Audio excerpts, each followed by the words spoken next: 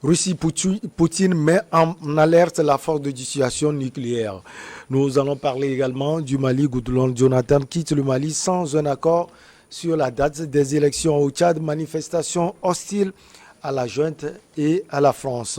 Togo, tout est sous contrôle après de nouvelles incursions terroristes à Kpendial. Nos invités sont en place Sana Komlan Sadio Etou, analyste économique et sociopolitique, comme Valentin Mayaba, directeur de publication de Le Symposium. Bonjour, cher monsieur Sana, ça va? Ça va, Michel, et bonsoir à tout le monde. Bonjour, comme Valentin Mayaba. Oui, Michel, très heureux de se retrouver encore ce petit matin pour l'émission. Merci pour l'invitation et bonsoir aussi à mon ami de tous les jours, Sana Sadio. Bonsoir. Bonne condition d'écoute à tous les téléspectateurs. Alors, une fois n'est pas coutume, on commence par la Russie, on commence par l'Ukraine. Le président russe Vladimir Poutine a annoncé dimanche mettre en alerte la force de dissuasion de l'armée russe qui peut comprendre une composante nucléaire au 4e jour de l'invasion de l'Ukraine par Moscou. J'ordonne au ministre de la Défense et au chef d'état-major de mettre les forces de dissuasion de l'armée russe en régime spécial d'alerte au combat, a déclaré le président russe. Alors, Sarah, on va commencer par expliquer un peu la situation en Ukraine. Quel est votre regard sur ce qui se passe actuellement? J'ai un regard mitigé par rapport à cette situation en Ukraine.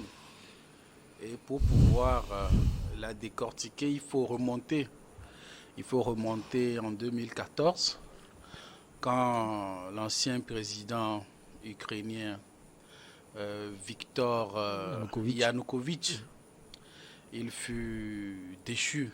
Déchu dans quelles conditions? Parce qu'il était élu démocratiquement en 2010.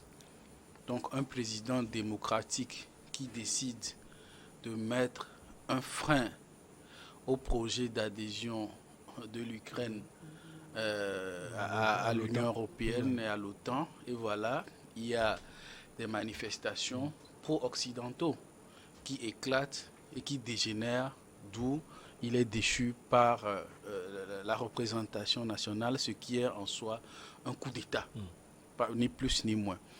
Donc vous avez l'Ukraine qui est divisée entre plusieurs peuples, mais majoritairement entre des Russes, pas des Russes comme des citoyens de la Russie, mais des peuples parlant le russe. Parlant le russe, voilà, les russophones. Et vous avez, on les appelle les Ukrainiens, ils sont à majorité, ils sont à 15%, 12% de Russes, et le solde fait font plutôt le solde qui fait les minorités. Donc vous avez les Ukrainiens qui sont plutôt pro-occidentaux et les peuples russes qui sont plus rattachés à la Russie, qui parlent russe et ces événements de 2014 aboutissent à la proclamation de 2 États indépendants qui sont dans le Donbass. Et voilà l'origine des problèmes. Donc ce qui suit, c'est qu'un nouveau président est élu. Lui, il est plutôt pro-occidental. Qu'est-ce qu'il fait? Ce gouvernement pro-occidental mène une guerre contre ces séparatistes. Cette guerre contre ces séparatistes-là a abouti naturellement à l'invasion de la Russie par la Crimée, qui est aussi composée de peuples pro-russes. Donc vous avez un exemple, un modèle démocratique qui est à l'épreuve d'une dictature de la majorité. Parce qu'une majorité est pro-occidentale, on se permet de déchoir un président démocratiquement élu parce qu'il prend la décision de ne pas adhérer à l'Union européenne. Donc voilà le foyer de conflit qui s'est créé. Vous avez des peuples qui ne veulent pas être dans l'Union européenne, qui sont dans la région de Donbass, qui sont plus acquis à l'influence russe. Et vous avez un peuple majoritaire qui ne connaît comment régler la situation. Il y a un accord qui a été trouvé, l'accord de Minsk, qui a permis de temporiser la situation. Mais vous avez la Russie qui dit aujourd'hui que le gouvernement, les autorités en place mènent une guerre contre ces partis qui sont pro-russes. Bien évidemment, il y a un grand soutien milliardaire d'origine israélienne qui à un moment donné promis une prime de $10 000 à tout citoyen qui tuerait un pro-russe. C'était un cas. Il a même donné $1 million à quelqu'un qui a assassiné un député élu du Parlement de ces zones-là. Donc vous voyez que c'est dans ce contexte que la Russie dit non. Comment dit-on, la Russie qui fait envahir l'Ukraine, soi-disant pour protéger, c'est l'argument qui est... Ses bases. Pour protéger ses bases, et voilà le conflit qui est né. Moi, fondamentalement, c'est une, comment dit-on, c'est une invasion qu'on peut condamner. Mais ceux qui condamnent aujourd'hui, notamment l'Occident, qu'est-ce qu'ils ont fait de différent quand il s'agissait de la Libye, quand on disait que le colonel Kadhafi voulait massacrer ces citoyens qui se rebellaient contre lui en ce moment-là. En 2011, nous avons vu comment et les États-Unis et la France et ces grandes puissances qui font partie de l'OTAN aujourd'hui ont envoyé des troupes pour faire des choix, mais le président Kadhafi, et peut-être soutenir son assassinat dans les mêmes conditions que la Russie aujourd'hui amène ses troupes en Ukraine. Ils n'ont pas d'argument parce que, comme vous l'aviez dit, Kadhafi avait dit aussi ouvertement qu'il allait massacrer Benghazi. Parce que ce n'est pas le même cas. Ce n'est pas le même cas, mais aujourd'hui, la Russie dit, en tout cas, que le gouvernement en place est pro-nazi. Il mène des massacres contre ces bases qui sont pro. Aujourd'hui, il faut reconnaître, il y a 2 monnaies qui sont utilisées en Ukraine. Et le rouble dans ces zones-là et la monnaie ukrainienne elle-même.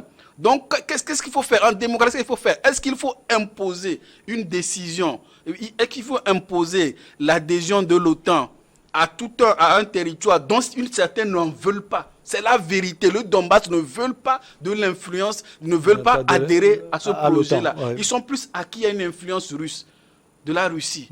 L'autre partie en veut. Maintenant, qu'est-ce qu'on fait? C'est ça en fait le problème. Et la ligne rouge, on pourrait s'en tenir aux accords de paix de Minsk. Sauf que les autorités actuelles, mais ils font tout pour faire avancer le projet d'adhésion de l'Ukraine à l'OTAN, ce que la Russie rejette catégoriquement. Donc je crois que c'est comme ça, il faut le comprendre comme ça. Les Occidentaux, ils ont fait comme ça dans le monde, ils ont fait pire. Comment dit-on, voici la Russie leur prend le pain et fait de même. Je crois que ce sont des choses à condamner, mais c'est eux qui ont instauré ce système-là. Ils n'ont qu'à régler ce problème entre eux. Ce problème, c'est loin de nos réalités africaines, s'il vous plaît. Qu'est-ce qu'il faut faire? Comme Valentin Mayaba, Sana Sadio a posé la question, il faut la guerre pour résoudre le problème? Vraiment, c'est une question qui taraude les esprits. Aujourd'hui, Sana essaie d'expliquer l'autre aspect de la chose, l'aspect visible de l'iceberg, si vous l'appeler comme ça. Parce que quand vous remontez à l'histoire, après la Deuxième Guerre mondiale, vous savez, le monde était divisé en deux, puisqu'il y avait une guerre froide qui était visiblement constatée après la Deuxième Guerre froide, parce que ceux qui avaient gagné, qui étaient forts, il y avait qui disaient non, on partageait tout sauf personne. Et donc, c'est le clan des capitalistes et des socialistes. Donc, le monde était divisé en deux. Alors, pour la réunification de ce monde-là, il a fallu un traité ou un accord pour réunir. C'est ça même qui a amené même la dislocation de Berlin. Donc, entre-temps, l'OTAN signe un accord avec qui? Avec les soviétiques. Pour dire quoi? Pour dire qu'à partir de cet instant, l'expansion de l'OTAN ne doit pas continuer. Donc, c'est cet accord qui a été signé entre l'OTAN et les soviétiques qui a amené encore la réunification de l'Allemagne. Donc, entre-temps, la Russie a constaté que l'OTAN est en train de piétiner sur les accords qu'ils ont eux-mêmes se sont engagés pour signer. C'est-à-dire qu'entre-temps, l'OTAN a commencé à aller dans l'expansionnisme et même a pu conquérir 14 villes de l'OTAN. Alors, est-ce que c'est normal qu'après que vous ayez pris un engagement de ne pas aller au-delà de ce qui est ici, et c'est ça même qui a amené l'unification de Berlin, enfin de l'Allemagne. Aujourd'hui, moi je vois dans cette question, la guerre qui existe entre l'Ukraine et la Russie, c'est que la Russie, vous savez, à l'époque même, c'était l'Empire russe. Et cet empire pour... L'Empire soviétique. Oui, vraiment. L'Union soviétique. L'Union soviétique, c'est-à-dire qu'il fallait créer cette union-là pour permettre aux régions d'être indépendantes. C'est ça. Donc, ça veut dire que ces pays, après avoir créé l'Union soviétique, ces pays étaient presque indépendants. Alors, lorsqu'il y a la dissolution de l'URSS, ça veut dire que chaque pays devait prendre son indépendance. Mais il y avait des velléités indépendantistes parce que, à un moment donné, la Russie commençait à voir que on ne pouvait pas contrôler toutes les régions qui étaient indépendantes eux-mêmes. Donc, l'OTAN prenait certains. Quand vous allez voir, même les pays de l'Usoto étaient, enfin, les pays de choses, comment on l'appelle, il y avait la Lusotonie, il y avait la Lituanie, et tout ça là étaient des pays déjà indépendants. Donc, ça veut dire que annexés par l'OTAN. Aujourd'hui, ce qui inquiète la Russie, c'est quoi? Quand vous laissez l'OTAN avancer, puisque quand vous voyez déjà, là, l'Ukraine est plus proche de la Russie. Donc, c'est un territoire russe. Donc, pour être convoité, l'OTAN, bien sûr, avec l'Amérique, a quand même continué cette expansion-là jusqu'à ce que vouloir prendre presque toutes les régions qui sont proches de la Russie. Aujourd'hui, vous allez constater que même si l'Ukraine est en train d'aller vers l'OTAN, l'OTAN est en train de demander quoi? C'est-à-dire que tous les pays, enfin, toutes les régions qui ont été conquises par l'OTAN, ont eu des armements de l'OTAN. Ça veut dire que si un matin on ne sait pas faire, la Russie risque même d'être, comment l'appelle-t-on, menacée. Donc c'est justement par anticipation ou par prévention, Poutine ne laisse pas passer. Vous voyez que même l'OTAN et l'Amérique, comment ils ont destitué la Libye, et l'Irak, et puis, comment l'appelle-t-on, la Syrie. Donc tous ces pays-là, ça veut dire qu'aujourd'hui, visiblement, le Poutine est en train de jouer franc jeu qui concerne, ou même la lutte qui concerne les Russes. Parce qu'il défend que la lutte, comment l'appelle-t-on, l'intérêt russe. C'est pourquoi, dans cette guerre, même quand tu vas voir le corridor qui est en train de vouloir soutenir l'Ukraine, c'est avec des pincettes parce qu'il est en train de sortir ses artilleries. Aujourd'hui, ça inquiète plus d'un. Parce que de l'autre côté, j'ai cru entendre l'autre annoncer qu'il va envoyer pratiquement plus de 200 et quelques milliards pour acheter les armes, pour appuyer surtout l'Ukraine. L'Ukraine, pas plus qu'hier, a commencé à parler qu'il y aurait des pourparlers avec la Russie. Oui. Justement, ces pourparlers sont très importants parce qu'à un moment donné, je le dis toujours, autour, ça dit que toute situation difficile concernant ce qu'on appelle les conflits doivent toujours se terminer autour d'une table de négociation. Donc, je crois que c'est la seule alternative. Mais nous n'allons pas en vouloir à Poutine. Seulement, comme l'a dit Sana, vous allez voir que l'OTAN est en train de mettre, comment l'appelle-t-on, de poser ses pieds partout, ne serait-ce que peut-être pour prendre une grande partie de ce qu'elle n'avait pas, puisque, vous savez, après la création de l'OTAN, vous avez vu ce qui s'était passé à l'époque. Donc, aujourd'hui, l'OTAN est en train de se racheter, mais attention, la Russie aussi n'est pas un petit pays. C'est un pays qui est en train de chercher à se redorer des blasons. Donc, visiblement, on pensait même que c'est la Chine qui allait s'interposer en tant que médiateur. Depuis là, c'est bouche bée. La Chine n'intervient pas. Et donc, visiblement, avantage la Chine. Mais, disons, nous, est-ce que les sanctions même de l'Union, de l'UE peut quand même avoir un véritable effet sur la Russie.